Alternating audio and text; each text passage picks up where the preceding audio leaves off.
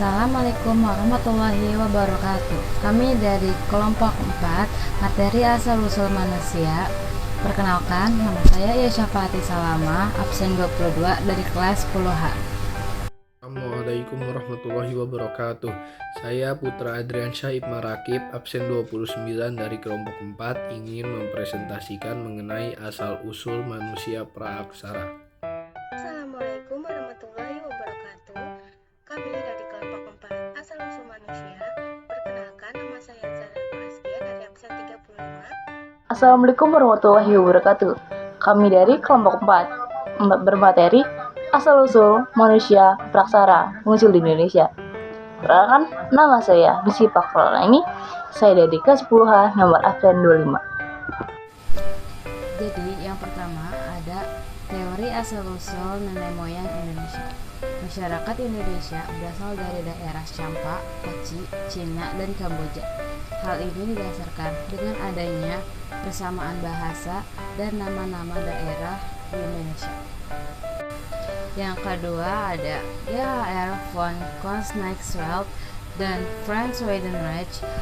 Dari kajian kedua tokoh tersebut menyimpulkan bahwa manusia Indonesia berasal dari Cina karena terdapat kesamaan fosil atau artefak yang ada di daerah Jawa. Yang ketiga, asal-usul manusia. Pertama, peradaban manusia berasal dari Pulau Afrika. Kedua, pada kala Pleistosen, Homo erectus bermigrasi melewati jembatan darat yang terbentuk saat ini. Ketiga, itulah paparan Sunda, jembatan darat yang menghubungkan Jawa, Sumatera, dan Kalimantan menjadi satu dengan Asia Tenggara. Dan yang keempat, Homo erectus bermigrasi dari Afrika sejak 1.800.000 tahun yang lalu hingga tiba di Pulau Jawa pada sekitar 1.500.000 silam. Mereka hidup di sini lebih dari 1 juta tahun hingga mereka punah pada sekitaran 150.000 tahun yang lalu. Proses migrasi ini dibagi menjadi dua.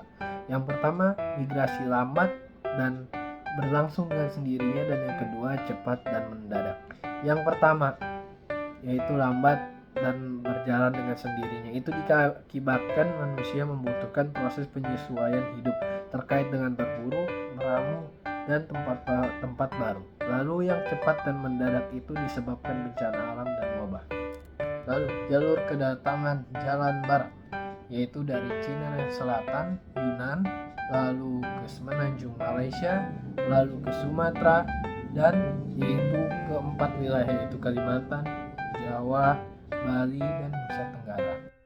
Kedua yang ketiga ya, dua proses migrasi yang berlangsung secara cepat dan mendadak disebabkan bencana alam, wabah, penyakit, perubahan mata pencarian, dan peperangan. Kedatangan nenek moyang bangsa Indonesia. Ada gelombang pertama Proto Melayu 1500 sebelum Masehi. Gelombang kedua dari Retro Melayu 900 sebelum Masehi. Kedatangan nenek moyang.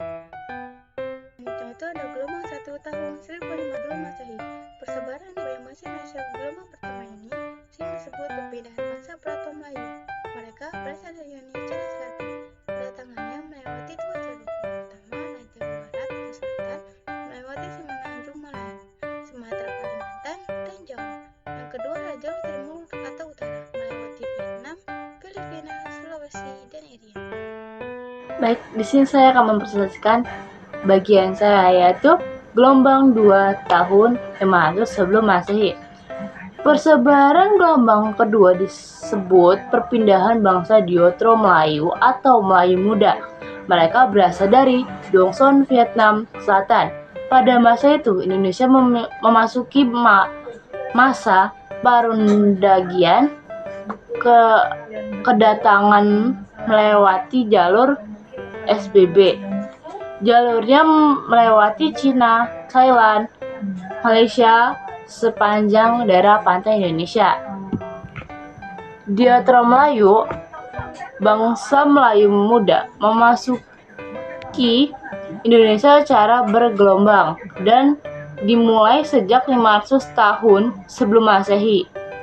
Mereka masuk ke Indonesia hanya melalui jalur barat, yaitu dari semenanjung Melayu menuju Sumatera. dan kemudian menyebar ke seluruh Indonesia. Keturunan bangsa Melayu muda yang masih dijumpai sampai sekarang adalah suku Jawa, suku Bugis, suku Minang, dan orang-orang Melayu yang banyak mendiami wilayah Sumatera bagian timur. Dari kelompok kami, Assalamualaikum warahmatullahi wabarakatuh.